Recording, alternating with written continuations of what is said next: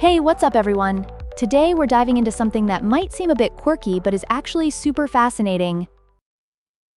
Names. I've got at least 10 students named John.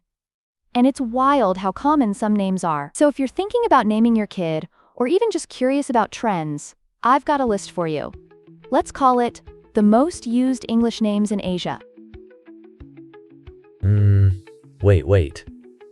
So, why do you think certain names become so popular? Is it cultural influence or something? Great question. It's a mix of cultural influence, media, and even historical figures. For instance, the name Elsa skyrocketed in popularity after Disney's Frozen. I mean, who wouldn't want to name their kid after a powerful ice queen, right? That's so interesting. So, if I named my kid Elsa, would they have to, live up to that name? I can just imagine a little Elsa throwing snowballs at everyone. Laughs. Exactly.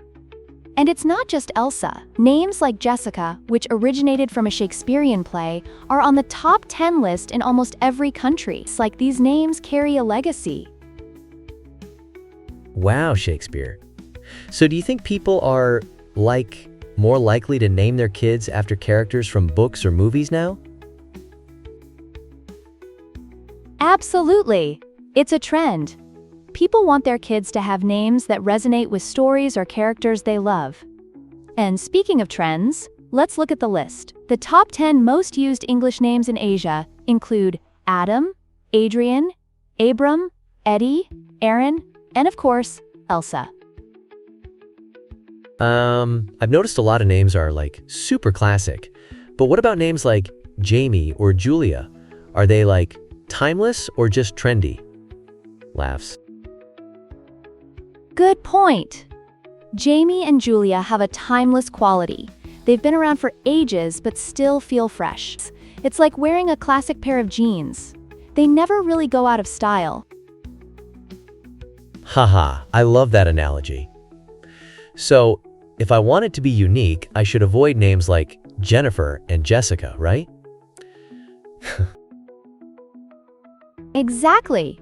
Those names are so common that if you want something more unique, you might want to steer clear. But if you're not much of a risk taker, those names might be perfect for you. I wonder if there are any names that are, super rare but have a cool backstory. Do you have any examples?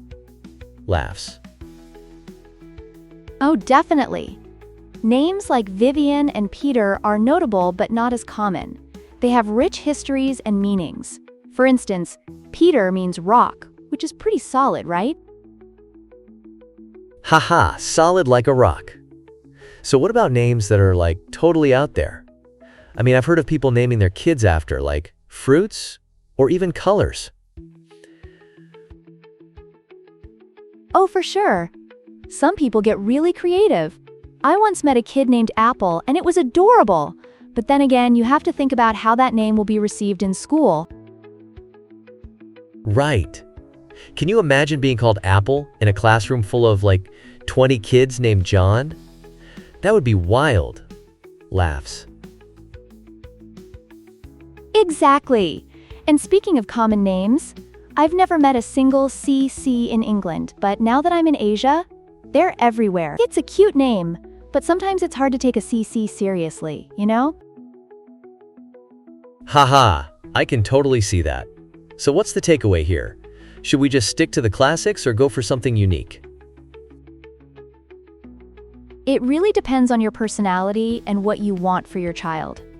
If you want them to stand out, go for something unique. But if you're more of a traditionalist, those classic names are always a safe bet. I love that. It's like choosing between a classic car and a flashy sports car. Both have their charm. Exactly. And there you have it, folks. Some names to consider and some to avoid if you want something more unique. But remember, at the end of the day, it's all about what resonates with you. I can't wait to think about names now. This is so much fun. Sigh. I'm glad you enjoyed it. Names are such a personal choice, and they can carry so much meaning. I feel like I need to start a list of my favorite names right now. Laughs.